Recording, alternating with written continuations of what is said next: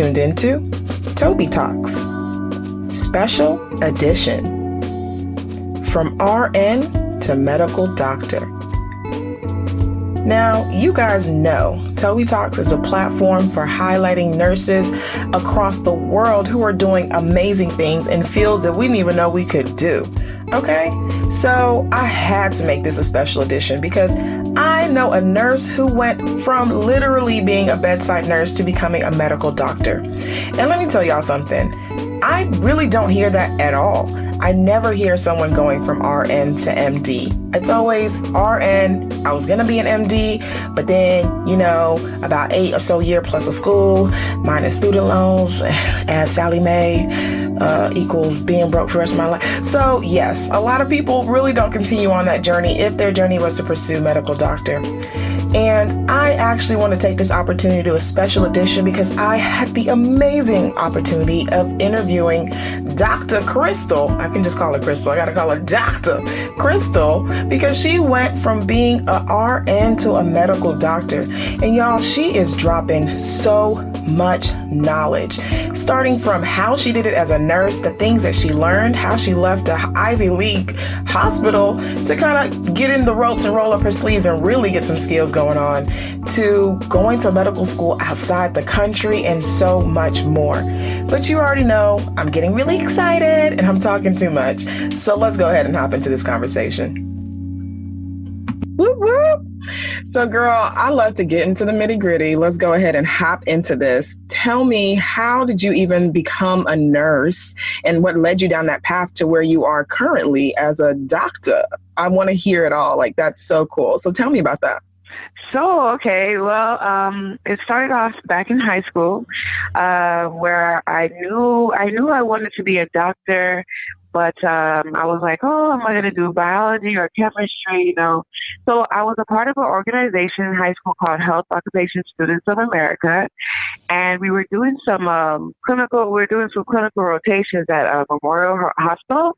Mind you, I was only like 16, 17 years old, and I met, I ran into like a group of like Nigerian American, like it was three Nigerian American doctors. And they saw me and they embraced me like, oh, hey, see our little sister, That's nice. I was like, oh my God, this is so cool.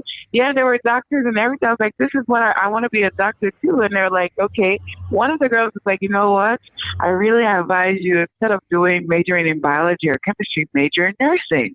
And I was like, wait a minute, that sounds like a good idea. They're like, yeah, you're gonna be majorly prepared. You're gonna be more prepared than your colleagues, your classmates, because you're already gonna know the hands-on. You're gonna know things before you start learning them. And I was like, that sounds like an idea. So when I went home, I talked to my mom about it. My mom was like, I told you, it's a good idea. You should do nursing. Those Nigerian mothers. I was like, okay. Real talk. Go and do it. All your mates are doing is go and do go and be a nurse. Go and be. I know. Trust me. And I know everybody's like, whoa, she went into full Nigerian mode just now. Okay. Yes. So then I was applying for school and I was doing nursing, and I applied to Texas Women's, got a scholarship. And it's so funny, when I started Texas Women's, and when I would tell my advisors, that's one advice I got to tell the nurses, like, you tell your advisors, but you got to make sure you keep your eyes on the goal, because some of those advisors out there will try to discourage you. Yes. Because when I told them I was in nursing to medical school, no, just do biology, do chemistry. I was like, nope. Wow. Oh my God, I had to keep firm and make sure I knew what I was doing when I was setting my schedule. Just knowing that, okay, these prerequisites. Do they qualify for pre-med and everything? So before I go off topic, that's basically how I started to do nursing to medicine. Wow. No, I that's amazing. Cause one, I never had the opportunity to hear someone say the reason why they went into medical school was starting on their journey nursing. And I think that's really good that you brought the topic of making sure you're doing your own research too, because I've had advisors that have also tried to deter me from, my original goal of being what I want it to be. And there's some advisors too that would even hinder your movement. It's like, oh no, that's not really a field that you would be best in. excuse me? You know what I mean? So that's good that you're saying that, because I think sometimes we go off from hearing an advisor. It's almost like how patients relate to doctors. You know, they're going to take the doctor's full advice because they think the doctors know better than them, and they're going to go along with it instead of giving a second opinion. So when it comes to being advised in your career path, definitely go for a second opinion. Definitely do your own research, and, you know, use different platforms to hear what people are doing to get into that path. So I'm really glad that you said that, girl. Exactly. I truly went through that too. And if I listened to that advisor, I would not be a nurse today. Long story short. Anywho, so what was your experience as a nurse? Like, how long did you stay in nursing before you started to go into your path of trying to become an MD? And what skills kind of helped you in that path? Yeah, so when I first started nursing, I got a job at MD Anderson on the urology floor. When I was working there, I felt kind of like, this isn't for me. You know, I prayed about it. I was like, I didn't feel happy going to work. I was like, I don't think oncology nursing is for me, you know? So during that time, I was only there for about 12 weeks doing graduate nursing. I was applying for other jobs, and it just so happened, here goes my mom again. My mom was like, oh, I know this lady. She's looking for nurses at Ben Taub. And at the time, I was like, Ben Taub, you know, there's like this stigma about going to work at a county hospital. Yes. There's a stigma. Everybody's like, oh, I don't want to work at a county hospital. I want to work at, a classy, you know, Methodist, you know. But my mom was telling me, you gotta go there. I want you to go there and learn your skills. I know at MD Anderson you have an IV start nurse. I said, yes, we do. She said, no, you need to learn your skills. Wow, y'all are sleeping on the mamas out there. Look at mama in the game. She said, you don't even know how to start an IV at your Ivy League hospital. Go up to the county and learn how to start some. See, that's what's up. Don't be sleeping on the African mamas, y'all. Stay woke. Okay. So I went and I had went to go have my interview, and of course my manager was a full-blown Nigerian woman. She was like, copy. Da, da, da. I was like, oh God. And you know, basically I had an interview. They loved me, and I started work. And I was like, after the first 2 weeks, I was like, this is it. Thank you, God, for that divine intervention, for placing me here where I was thrown in with just on the spot. Day one, I was helping with chest tube placements, doing NG tubes. Wow. I was tired, but I was like, I loved it. I was like, yes, this is it. This is where I within a year, I was a seasoned nurse. I could do anything. I was floating to the emergency room. It was really good. I always want to say thank you to Harris County Ben Taub General Hospital for instilling those skills in me, because I use them every day. And I have so much confidence when I'm doing these, using these skills now and through medical school, and now I'm transitioning to a doctor. So yeah, I worked for about, I worked about 2 to 3 years. And within the 2 to 3 years, I started, after the first year, I didn't do any kind of community college courses. The second year, that's when I went ahead. I went to Houston Community College. I registered for Organic Chemistry 1 and Physics 1. Mm-hmm. So I was taking that while I set my schedule at work. Thank God they understood I was at school. At work, I worked Monday, Wednesday, Friday. I had that set schedule while I went to school Tuesday, Thursday, and sometimes Saturdays. Mm-hmm. So I did that for about a year and a half, and then that's when I started. In total, everything was about 2 years.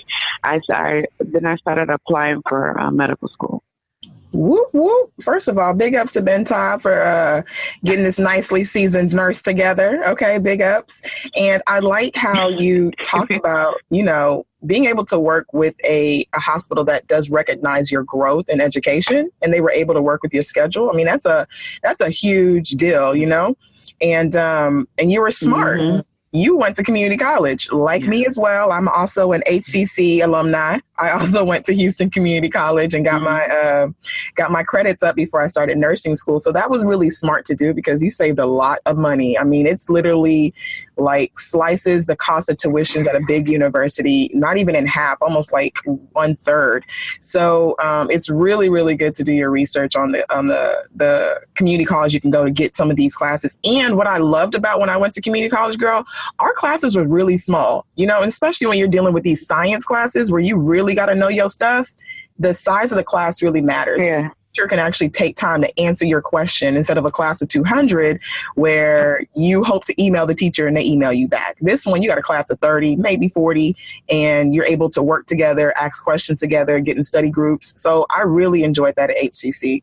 Now, to me, if I was to ever think about going to be a doctor, I would be really intimidated thinking of the schedule and how to, study and going to school. How did you balance that once you got into your MD program? Were you still working as a nurse and were you still going to classes in medical school? Like, how did you balance that? Well, I went to the first 2 years of medical school. I didn't work because I was also, I went to a medical school in the Caribbean islands of St. Kitts. Mm-hmm. So I couldn't work out there. So there was no time to work during the first 2 years are the very critical. So my schedule there was about, going to class at 8 o'clock in the morning, being done around 3 or 4, I go straight to the library and we study all the way from like 4 to 5, all the way to 2 a.m. in the morning. Then we go home and repeat. That was my daily schedule from 8 a.m. to 2 o'clock in the morning every day. So wow. that was all. Yeah, that was just all the brain work of medical school. Now, once I finished my my main basic sciences and came to the States, that's when I was able to balance working and going to clinicals, because now when you have clinicals, this is where you have more time. So it depends on your attending or your physician that you're rotating with. Sometimes their schedules might be like, oh, hey, Crystal, okay, I just need you to be here at 7 o'clock and we're here till 2 every day, 7 to 2, which gave me chance to work maybe like 3 to 11, or sometimes, actually majority of the time, sometimes I'm doing a night shift where I'm working 7 to 7, and then I go to clinicals in the morning from 9 o'clock or so, which is not advisable. But at the situation that I was in, I was tired of Sally Mae calling me and stressing me out. Lord. So I made a vow. I was like, you know what? You have a nursing license. God has given you enough strength. You're going to work and you're going to pay your school fees. Mm-hmm. So I was paying my clinical sciences out of pocket. Wow. So that's the reason why I had to work and balance medical school, which was very stressful, honestly, but it was done. Right? You did that. Girl, you did that. So you mentioned that you went to a school that was in the islands. Was that an easier program to get into for MD, or was this one of your top schools that you're trying to get into versus going to university in the States, or was it, cost? What was the reasoning behind, going to a school that was outside of the U.S.? Yes. Well, you can say it's a little bit easier, but when I applied to school, I applied to a couple of schools in the States that I did get accepted to. But when I compare the two schools, comparing to the Caribbean school and American schools, where American schools you're paying double compared to what I can pay in going to school in the Caribbean. And that was one of the tips that the medical student, the doctors told me back when I was in high school. They're like, hey, come to the Caribbean because you're going to save on money. Unless you want to go to American school, you'll be paying your whole life. Yeah. So when I chose my school I went to, it was very cost effective, even though I did have loans and stuff. But yeah, so that was a factor. Then number two, another factor was I'm sorry, the question, there's something else you asked. Oh, I asked if it was like cost effective, or was it, one of your top schools that you wanted to go to, or, what was the difference between, going to a school there in the islands versus here, time frame, education aspect, was it better for you? Because I've heard the same as well. I've worked with a lot of doctors too that have gone to school in the islands, and they have recommended that more than, schools here in the U.S. So I wanted to see your perspective on that. Yes. So mainly the main factor is the cost. Now, if I would have gotten into a school in America that was maybe at least as close to their tuition, of course I would go there. Now, then another factor would come up, like, there's a huge rumor, going to an international medical school or going to a Caribbean medical school, you won't match. That is a huge falsified rumor. Majority of the physicians, about 50 to 60% of the physicians in the United States of America are internationally trained. A lot of people don't realize that. Wow. So, yeah. Girl, look at you dropping them gems, because that is, sometimes we run with that kind of, what we hear in the streets. Like way back, you can't get into nursing school if you don't have a 4.0 or 3.5. Honey, I got in twice, and one of that time was like a 2.1. Okay, baby, they looking at you holistically, not of just only your book knowledge, but holistically who you are and how you contribute to this community of health. So I am so glad that you said that, because I used to hear that too, like, you won't match you with this. But then I worked with so many amazing doctors that are all international. Like they went to school in places I never even heard of that was a country. I said, okay, is that on the map? Oh, okay, cool. Let me check that out. You know what I mean? So I'm glad that you're sharing that. So when you talk about the cost, right? Can you give me some round figures, comparisons, just so people are listening can be like, oh yeah, that's a big difference. So what was like your tuition there versus, going to a school in the U.S.? Okay, let's say my tuition, we have 3 semesters in a year. And my tuition per like 7,000 per semester, so basically 21,000 in 1 year. I'm sorry, as what? Opposed to yes. Girl, you playing? Let me go ahead and look up medical schools right now. You playing? Shoot, I can be a doctor under 21,000. Okay, and then as opposed to let's just use Meharry University, where I almost went to, as opposed to Meharry per semester, there's about close to $50,000. Now, when you weigh those costs, those are like, wait a minute, why would I pay, say $50,000 per semester or $40,000 per semester when you can go to Caribbean medical school and pay lower than that for 1 full year, which is 3 semesters, because you're doing about five semesters. Yeah. So that when I weighed those, when I looked at that with my family, we made a decision. You know what? Let's just do this Caribbean medical school just to save on cost. Even though I did use some loans when I was out there, because this and some family contribution, and also because I couldn't work. But then now that I came to the States, it was all me, just working. And also now my fiance helps me contribute he was helping me pay my school fees. So yeah, girl, everything worked out. That's a big, come on, that is big. And this is the stuff that I'm saying. People do not share this kind of details. You know what I mean? You kind of hear word of mouth. So I'm so glad that you're putting on the map, because I have a cousin too, who is graduate of, I think he went to University of San Francisco as a doctor and doing his residency. And I know that them loans, Sally Mae, ain't no joke, and to hear that you can, become a doctor with literally half of that is crazy. That's so awesome. So yes. Let me go ahead and table up to nursing now. So what were some of the comparisons you see now from when you were on the floor as a nurse to, now doing your rotations as a doctor, or in pre-med school or medical school? What were your differences that you saw? Because I know in nursing, we used to always side-eye, the side out the new doctors coming through our rotations, like they don't know nothing. We got to teach them stuff. So did you feel that way when you were now in medical school, or what were some differences you saw in between when you were a nurse and then doing your clinicals in medical school? I'm a really big Snapchatter, and always talk about this. Being in both roles, you really get to understand both sides.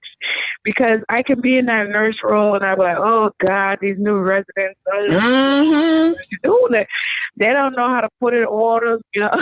Yes. And then I could go from being a medical student that is asking a nurse for a simple question and the nurse is snapping an attitude. And I'm like, wow, I never saw it from that side. And, you know, so those, when I get to see both sides, I understand where both is coming from. So when I'm in those two different roles, I make sure to approach it differently.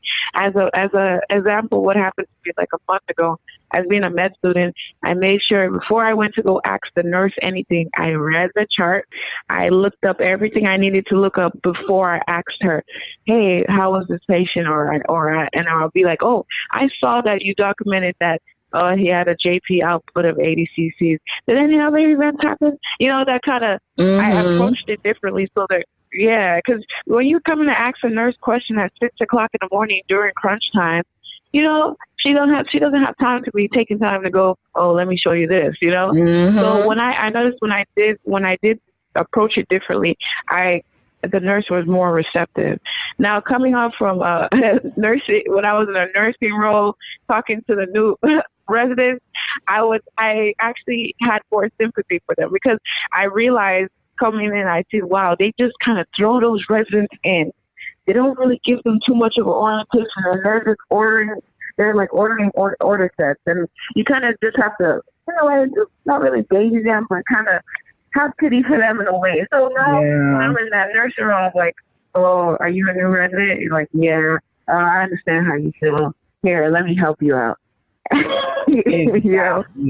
So there's a balance in between. And do you feel like that balance is going to help the relationship between, you know, a nurse and a doctor? Because sometimes, you know, on the nursing aspect, we kind of tend to put up a defense mechanism with doctors because they come off to us rude and like as if our voices don't matter, because technically it does. Like we are the advocate for the patients. We're with the patient, you know, the whole 12-hour shift where you just pop in like 5-10 minutes out of the whole 12 hours, or unless we call you for an emergency or stuff like that.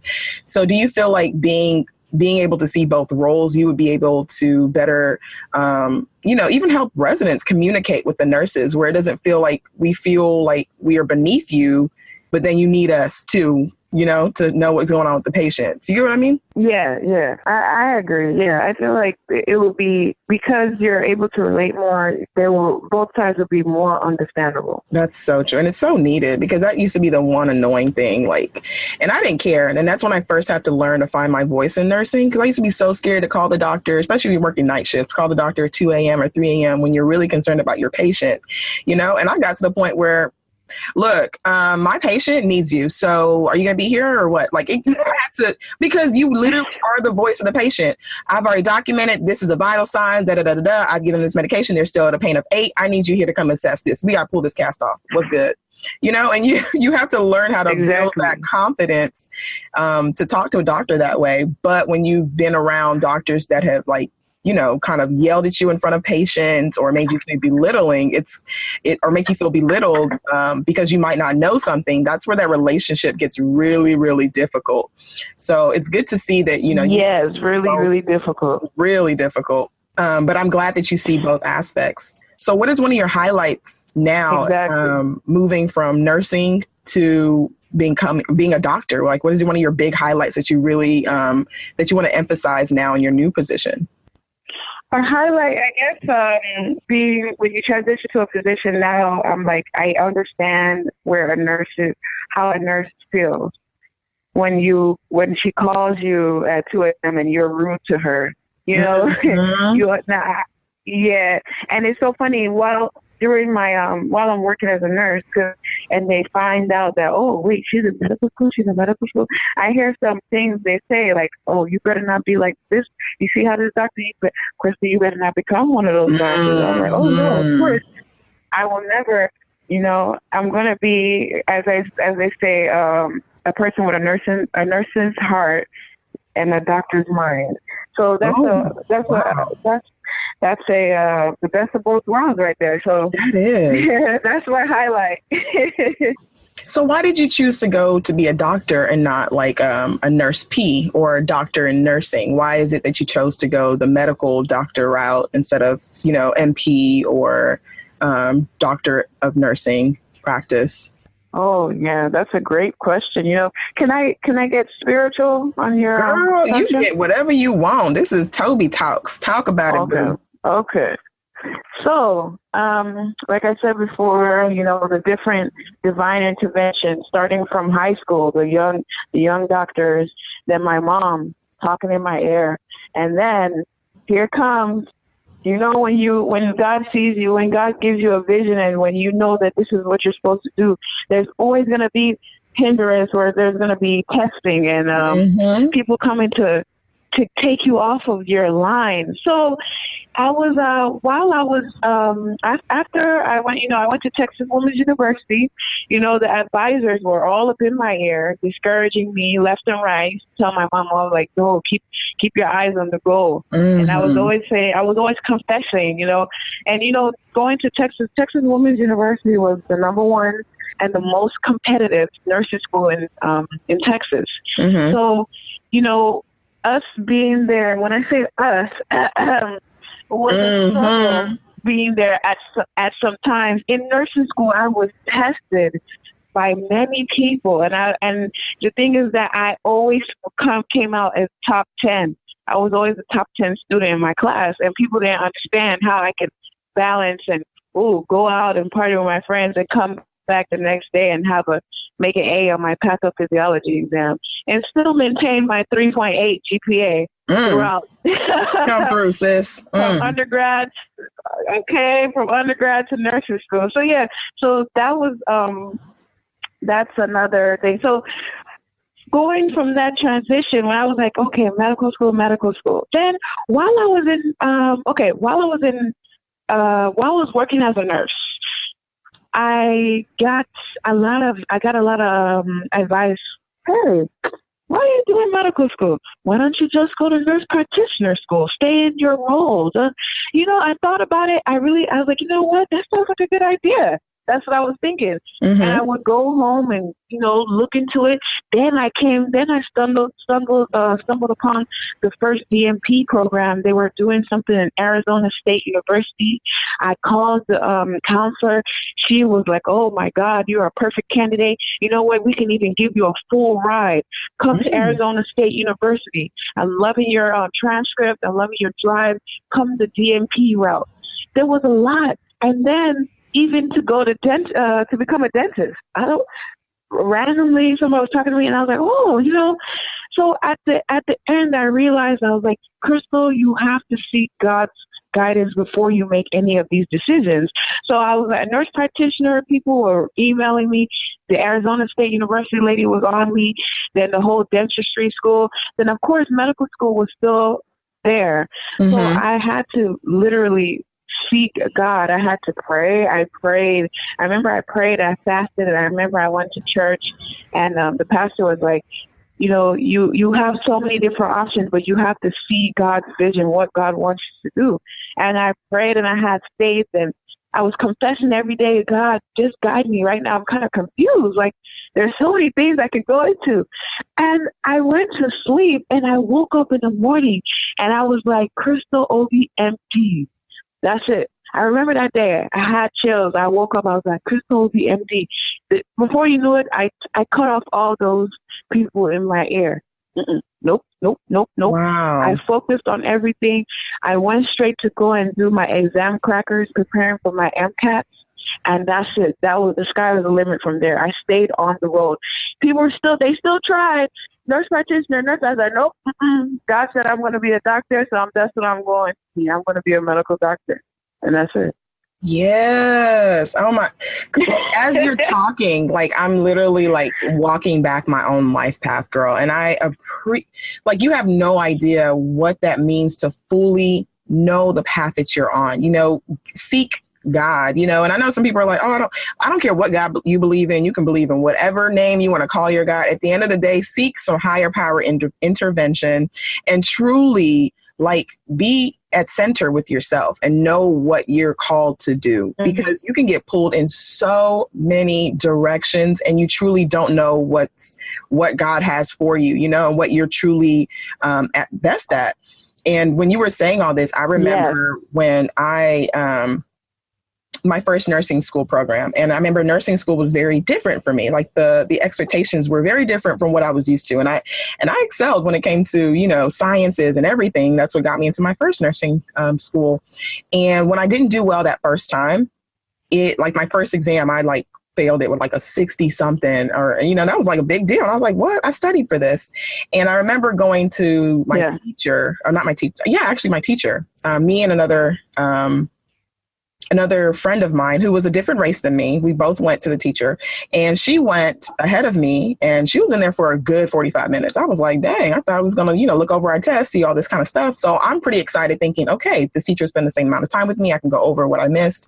And I remember going in there and talking to the professor, and I was like letting her know, like, I'm not sure what I did wrong on the exam. I would like to, you know, see my exam and see what I can do moving forward. And she literally gave me a lecture on how I should be grateful that I'm in this program, how I should, and mind you, she has no idea that I'm president of organizations on my campus. I'm very involved heavily. I was a part of Student Government Association. I mean, I was very involved in my college. She had no idea these things I was doing on the side, but gave me a lecture about I shouldn't party. I need to be more focused. I should be grateful that I had a position in this class. And that literally took 15 minutes of me getting a lecture of how I'm not appreciative of being in this class. Wow.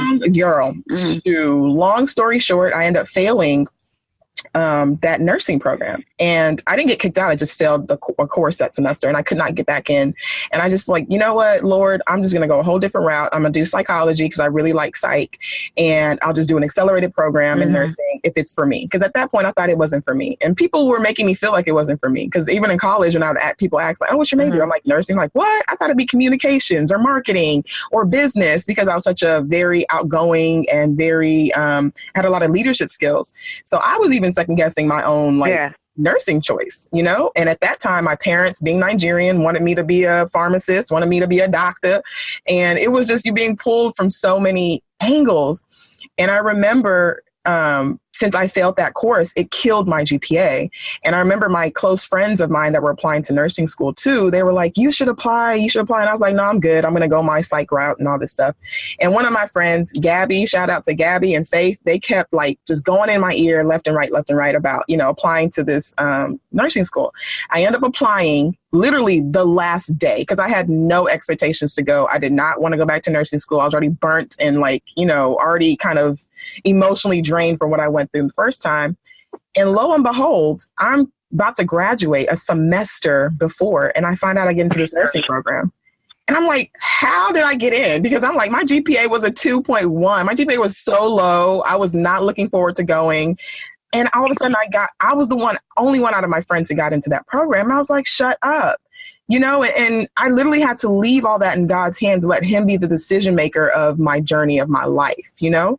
And I like that you did that too. You weren't listening to, because girl, if Arizona would have offered me a free ride, I would have been like, okay, I'm out. I'm done. You know, let me go. But you didn't let those things deter you and pull you into those directions. You really like tuned in with yourself and what God had planned for you, and you decided on what to do. And I'm glad that you shared that story, because I feel like a lot of times people make the decisions based off of what other people's expectations are for them or what they should do, especially when you come from a Nigerian background. Right. Where your parents want you to do a prestigious role. You know what I mean? Yes. And I love your testimony. Wow. Look at that. Girl, that's another. Look at where God has brought you now. Literally. With TobiTalks. Amazing. About my failures, you know, and thinking that I was the only one that went through these things. And it's like, no, so many people have gone through this journey of their life, but they found who they're called to be. So yes, that's a blessing in itself. But let's, you know, let me hop back on about you being this doctor. So I want to know, like, what is the pay difference, girl? Because yes, I know there's there's nurses out there that, you know, if they worked almost every day of their life, 12-hour shift, they can rack up, 6 figures in a year, but as a doctor, what are some of the benefits? I mean, what is the financial differences? And then also like your schedule. I mean, are you constantly always on call? Like what, give me some background about like the differences you see when it comes to pay and schedule from a nurse to MD now. Yes, differences of the pay is a major difference. It depends on where you specialize in. And I'm going to be doing internal medicine. So the average salary for internal medicine doctor is about $180,000 a year. So, but right. Right now, when you do residency, your first year of residency, you're not making too much money. You're making like $25 to $30 an hour. Oh, you make a nursing pay, like almost like a new grad. Yeah, places kind of pay. Okay, wow. Exactly. So, and every year it goes up by an increase of like $10. So basically, because internal medicine is a 3-year residency, so basically by the 3rd year, I'll be basically making what I was making as a nurse. But it's okay. Because the goal is bigger. Yeah, it's okay. Yeah, the goal is bigger. So then after you finish your residency, then you can start working in a hospital, or you open up your own practice. That's where the money does roll in. So yeah, that's the difference of the pay from nursing. Like you said, yeah, some nurses, but your schedule as a nurse, you're working like 12-hour shifts. It's crazy, But as an internal medicine, you can be doing 8-hour shifts, maybe 5 days a week, and you can be pulling the close 6 figures, close to like $170,000 a year. And that's a killer, though, because people don't talk about like, you're not getting sleep, your feet are burnt, your back is broke, all that just to make that same amount. You know what I mean? Yes. And I think no one really talks about that. And people think if you're a nurse, you're rich. And it's like, yeah, you're rich if you don't have a life and you double your work instead of working smart. You know what I mean? Exactly.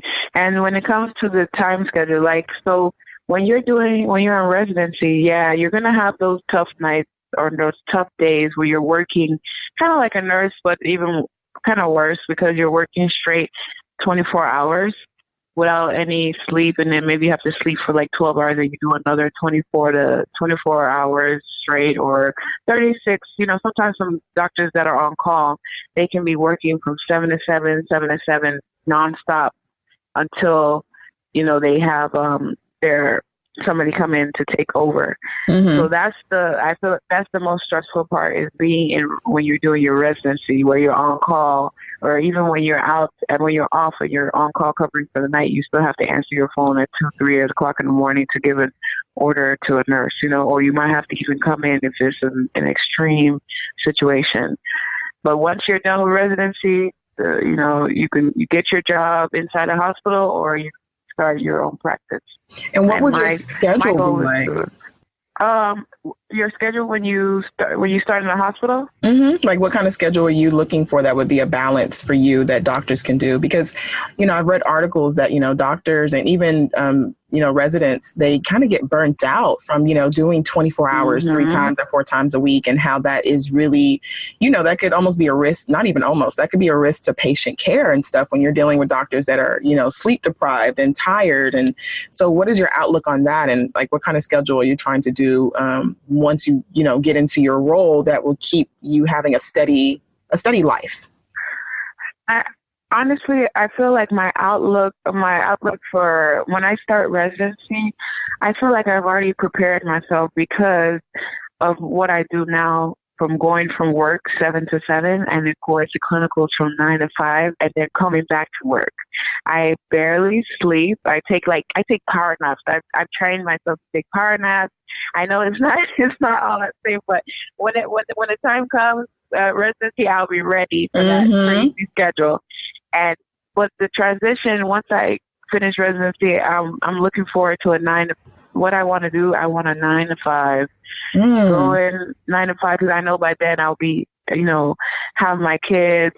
I really want to be able to, have time to be a home mom, So yeah, my schedule I'm looking forward to is a 9 to 5.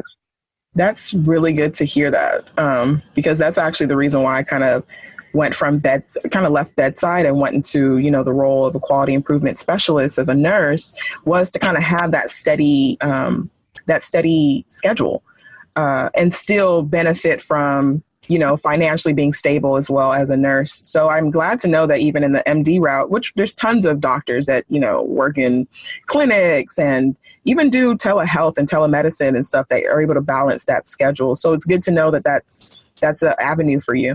I remember when I was talking to my cousin, who was also currently doing his residency, I remember that was one of the big decisions he couldn't decide on what specialty to go into, whether it be trauma, whether it be surgery, whether it be this, because, you have to think about lifestyle and what some certain specialties you're going to be on call, like a lot, like OB or trauma versus other specialties that are more scheduled surgeries, elective surgeries kind of thing. So I remember hearing that and that being a challenge. So was that a challenge for you when you were picking your specialty too? Were you holistically looking at the bigger picture, or are you just jumping into what truly drove you and what made you more excited to go to work? Yes, I was looking at the whole picture because, picking my specialty, and then I'm applying. I will be applying. I could be applying for surgery. I could be applying for radiology, but I know that those type of specialties, like, I don't want to say it, but they basically have no life. They're barely at home. And I'm like, I want to be a doctor that's going to be raising my kids and have time. And I know that internal medicine or family medicine or even psychiatry, those three would be perfect for me and my schedule. That's so good to hear. Yeah. And you've just given us so much information today, girl. I'm not even kidding. I'm like so blown away by just hearing your experience and just hearing the outlook from RN to medical doctor. So would you be able to share some advice for anyone who's listening to this conversation about how to go from RN to medical director? And I know people are thinking like, Toby, this is like Toby Talks about nursing career guide, but I don't want to hinder any other nurses that feel like, I can do more if I climb up and become a medical doctor. And I would love to hear your perspective and what kind of advice you would give someone who's interested in doing the route you did and the benefits of going through the route you did of becoming a nurse first and then transitioning to a medical doctor. First thing I want to say is that if you have this drive inside of you and you feel like, you feel kind of like, I want to be a doctor, and you feel like nursing is not enough, or this is before you even started nursing and you're trying to choose your undergrad degree, all I want to say is that stick to the goal. If you feel like this is what you want to do, keep praying about it and keep working towards it. Try not to get misled. Don't listen to, like I said before, don't listen to your advisor. Don't listen to some of your friends might come and talk. If you feel like you're like, wait a minute, I feel this, you just pray to God for clarity. Keep your eyes on the goal and keep pressing towards the goal. Keep confessing every day, I'm going to be a medical doctor. I'm going to be a medical doctor. I'm going to pass my exams. I'm going to pass my board exams, and you will pass it. So that's my advice. And also, join groups that are advocates for this transition. Like, you can even join a medical doctor group. Like when I joined the medical doctor group, I made like several friends that are nurses who are going to be doctors. And I'm like, wow, look at that. There's so many people going through what I'm going through, working and going to clinicals. I appreciate that. Because I have of course we know tons of friends out there, but I had a really, really close friend of mine, practically a brother, and his sister, she is in the pre-med route, but she was seeing a lot of difficulties out there, even shadowing. Like it was really hard for her to find someone that would allow her to shadow. And she felt like it was race related a little bit, and girl, I was like, don't let that stop you from your dreams. I got you a black doctor in Dallas. You're going to follow her. You know what I mean?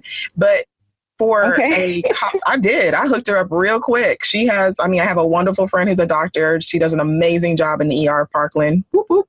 And I connected them two together. And I was like, don't let anything get in your way, whether you feel like it's race related or educational, whatever it is, pursue your dream. So for pre-med students who are probably having that difficulty of, continuing that journey of becoming a doctor, are there certain things that they can do? Would it be like volunteering, or would it be like joining an organization that can help, I think it's more encouraging when you're in an environment of other people striving for the same goal too, and it helps you keep going versus doing it solo dolo. So what kind of things that you do or join or affiliations that kind of helps you on your push and strive to become a doctor? Because I feel like pre-med students need to hear this too, the same way nursing students need to hear the kind of organizations or the kind of volunteering programs that can help as you go on that journey of becoming a nurse or becoming a doctor. So are there any that you can kind of drop some names or shoot some directions to for any pre-meds out there that are listening, or any nursing students who are wanting to go into medical school can start to kind of flow towards to kind of help them in their journey? Yes, I would definitely say nurses who want to go to medical school, or your pre-med students, you guys need to join on Facebook. There's a group called Black Young Medical Doctors. Then there's student SNMA. It's called Student National Medical Association, which is basically it's the American Medical Student Association, but kind of like for African Americans. Once you join all these groups and start going to their events, you'll start networking. Before you meet people that are on your same track, that will just be like, hey, did you hear about this? Did you hear about this? Before you know it, you can even post. Like I wanted to do a couple of shadowing too. I posted in that group on Facebook, hey, my name is, I'm a nurse going to I'm medical school during my last semester. I need an elective clinical. Boom. Within 2-3 minutes, I found a doctor that I started doing my emergency medicine rotations here in Chicago.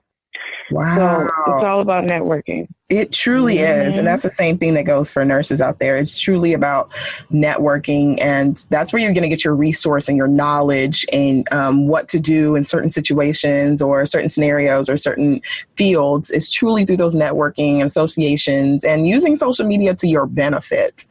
So as we speak about social media and as we start to wrap up, girl, I know you are more than just a doctor, because I happened to stumble on your social media page, and you also do some cooking, especially when it comes to our cultural food. So I want you to share that with me. Like, tell me about what it is you do on the side. And I just want to know more, because I was like, hold up. Oh, girl, she throwing down. Tell me about your side hustle, because this is like a side hustle. So tell me about that. Yeah.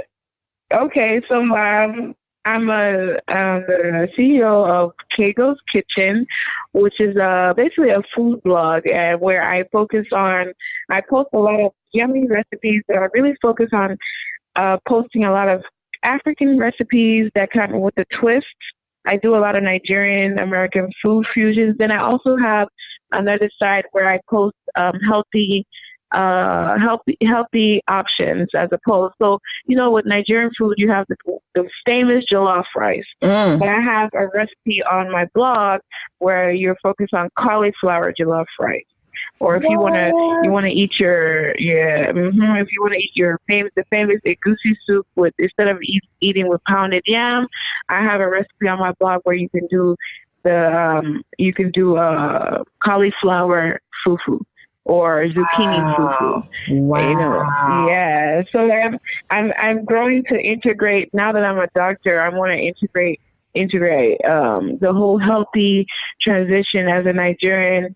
And I want to come out with a cookbook that will basically show you, these are the more healthier, more health conscious wise recipes you can, introduce to mommy and daddy, to encourage them. Like, hey, mom, dad, I want you guys to live longer. No more pounded yam, but I want you to eat this coconut flour fufu, Wow. So that's basically what. And then I also host. I have a traveling brunch series called Ladies Who Brunch, where I go city to city whenever I have time. That's the problem. And I network. I network with a whole bunch of ladies, and I host a brunch where I cook my plantain lasagna, or I do like a suya Hennessy chicken. These are all my Nigerian fusion recipes, and we basically everybody networks, everybody talks, and So yeah, it's a really amazing thing. God is good because I don't know where this came from, but I know that I've always loved cooking. And then just while I was in Houston doing some clinicals, and I was just like, you know what? We need to start a food blog. Why not? I have so many recipes in my head that I just need to like type it up. I have recipes for days in my head. It just comes to, I'm like, ooh, let me combine this, like, trial and error. And then before you know it, I have like over 60 recipes on my blog. So yes, girl, that is amazing. I tell Can you. you come through? Yes, like because I'm clearly I love what you're doing because our food. Literally being Nigerian, our food is like number one thing to our hearts, and it's hard to, balance a healthy lifestyle and still want to eat your traditional dishes to make sure that you're doing things that are going to prevent diabetes, are going to prevent hypertension, some of the things that are like the highest thing in African Americans. And I love that you're doing that, girl. Like I was blown away. I was like, hold up, let me, and I've started integrating some of those things too. Like instead of, I am a amala and a goosey girl, like throw down amala any day. I cook it from scratch. Girl, I'm all about amala life. But I had to start looking at some holistic ways to eat a little lighter. So I actually just, I tried a couple of weeks ago of pounded oats where I just blended oats and I pounded that instead of, amala or instead of fufu for my husband who loves pounded yams. So it is really refreshing to see a doctor out there that also has a food blog that can help us in our cultural food to stay healthy and still enjoy what we eat. And I don't know when this book is coming out, but I'm buying the first one because I want to know about that plantain lasagna. Okay. Okay. I am like blown. I said, hold up. Well, let me go ahead and start pulling out the pots and pans. This girl got some real good dishes out here. So thank you, girl. Thank you for bringing something new to the game and helping our community live longer. And just everything you're doing is amazing. So thank you so much for joining TobiTalks today, girl, because I am blown away by what you're doing, going from RN to MD and Chef MD. I got to call you Chef MD because that's really your name now. Yep. Yes. I hope you've enjoyed today's episode. There were so many gems dropped. And if you want to reach me or hit me up, feel free to contact me through my email at TobiTalks@TobiTalks.com. Again, that's TobiTalks@TobiTalks.com. Feel free to follow me on Instagram or slide me a DM. That's at Tobi.Talks. Again, IG, Tobi.Talks. I also got Twitter, like everybody else. So feel free to hit me up. And my Twitter is This Is TobiTalks. I look forward to talking to you guys very soon. And remember, I'm rooting for you. So go out there and be great. Till next time, talk to you later.